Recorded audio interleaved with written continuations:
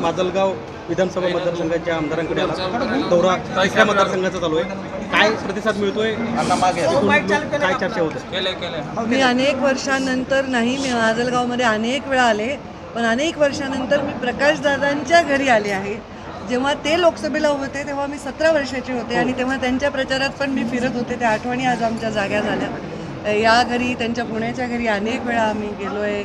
अनेक वेळा माझं केळवण त्यांनी केलं होतं. आमच्या खूप आठवणी आहेत. पण आज त्यांच्याकडे मी एक उमेदवार म्हणून आले आणि त्यांना विनंती केली आहे की दादा, तुम्ही आशीर्वाद द्या आणि तुम्ही सगळ्या टीमला कामाला लावा आणि आम्हाला प्रचंड मताने विजयी करण्यासाठी आपलं योगदान द्या. कारण आता मित्रपक्ष आहेत ते आमचे आणि मित्र आधीच होते, आता मित्रपक्ष झालेले आहेत. तर आज त्यांच्याकडे मी विनंती करायला आले. प्रचंड प्रतिसाद आहे. आपण पाहिलं काल केज, अंबेजोगाई, बीड सर्व ठिकाणी खूप चांगला प्रतिसाद. पण तर यापूर्वीची परिस्थिती जरा वेगळी होती, कारण यापूर्वी 5 वर्षापूर्वी जी लोकसभेची निवडणूक होती त्यावेळी इतके पक्ष आपल्यासोबत नव्हते, किंवा इतके विरोधी पक्षातले नेते आपल्यासोबत नव्हते. बदलली परिस्थिती? नक्कीच त्यांच्या प्रत्यक्ष येण्याने खूप शक्ती मिळेल.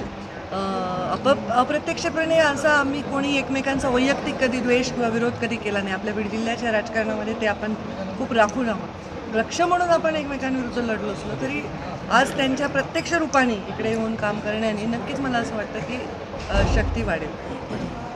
तर मुंडे साहेबांच्या फळीतले जे काही नेते होते ते नाराज असल्याचं पाहायला मिळते. फुलचंद कराडांनी शरद पवारांच्या गटामध्ये प्रवेश केलेला आहे.